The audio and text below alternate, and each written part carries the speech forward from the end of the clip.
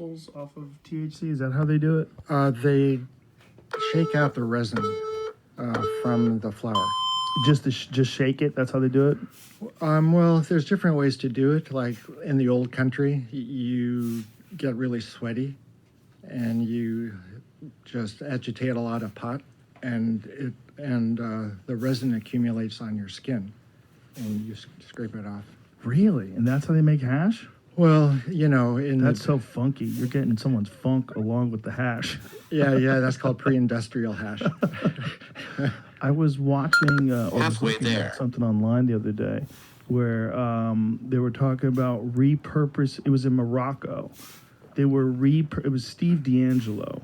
He was talking about how they were repurposing machines in Morocco to make hash. I mean, how they've been doing it this way and making hash in this part of the world for, who knows how many years. Yeah. Is this it? Here. I wonder what the machines are. Yeah, this is Steve D'Angelo. Steve D'Angelo is a hemp activist, cannabis activist. So it looks like some kind of a press or something like that. I don't know what that thing is. Yeah, interesting. I think it has something to do with automobiles. Here, he's going to say it right here. Things that can't break down, things that don't need electricity, things that can be improvised, and just so much cleverness has been shown here today, so much ingenuity. Halfway there. With what you have. I mean, this press is a great example of it. I mean, take a look here. It's just basically an automobile jack that's been put into a frame. Had a couple of springs put on there, and then, these iron casing boxes made. And it works. It works really well. 10 seconds. The way that the hash that's smoked by most people around the world, the largest quantity of cannabis that's made anywhere, is made still by this legacy method. And the great thing about it is this could really be done anywhere. Right? I think about folks in Mexico or Colombia who could take this method and repurpose it and adapt it and be making quite a very nice high-quality hash. Just about anywhere. That's a hash salesman if I've ever seen one. Yeah.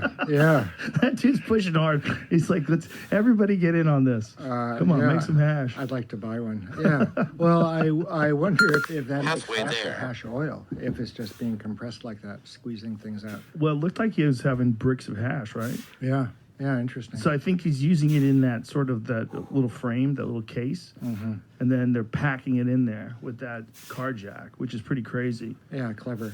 So the difference between 10 hash seconds. and regular marijuana smoking is, in general, what? Is it just that it's much stronger? It's much stronger.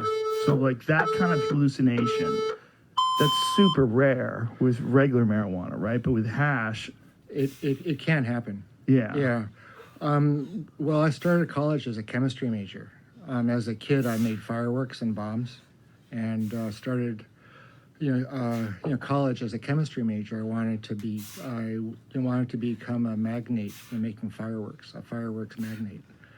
But everybody discouraged me. They said, you're a smart guy. You should be a doctor. And so Halfway Tricked you there. into it? well, I got the last laugh, right? Because I'm, giving people psychedelics and they have inner fireworks now. So, Right. Yeah. Well, so after that experience smoking hash, and, my chemistry mind got piqued. I thought, like a half hour ago, I was totally 10 seconds. and right now I'm just having the weirdest experience of my life, and I wonder how that works chemically. So I figured there must be some chemical changes in the brain, and I was interested in learning what those might be. So what year was this? 70. So this is like right around the time where everything got made illegal, right? That was the big Schedule 1 Act, wasn't that in 1970? They made a lot of the psychedelics illegal. The Controlled Substances Act of 1970, yeah. So it was right at that year when you were just getting involved. You're like, damn it, they took the rug out from under me. It didn't make any difference. The school I went to had a Halfway lot there. of psychedelics. Really? And I went crazy for about 2 years. And then figured, I think I've had enough. I need to transfer, so I transferred schools, actually. I've known more than one person that has lost their marbles from doing too many psychedelics. I started getting 10 seconds. It's not Yeah. uncommon, Yeah. right? Do you know people that have kind of like blown fuse? Oh yeah, yeah. Well, I get the occasional email from Last people round. who've really gone around the bend smoking too much DMT. There's people, I think, that have a tendency towards a type of paranoid schizophrenia, that maybe they kind of have it under control, or maybe it's mild. You know, they just have some weird paranoias about certain things. I've seen a few people do too many psychedelics, and then now they're in fantasy land. Yeah, I kind of wonder about the risk of increased accessibility. Halfway there. I do. Yeah, because you know, you could prepare, you can screen, and still people have adverse effects. And in the wild, in the field, I think we're just going to have a revisiting of the problems in the 60s with all of those hospitalizations and things. 10 I don't think seconds. there's any doubt. The real question is, how many of those people were on that path already? Like, what is that whole process of someone becoming done. mentally ill? Because I've seen it happen, but I'm not exactly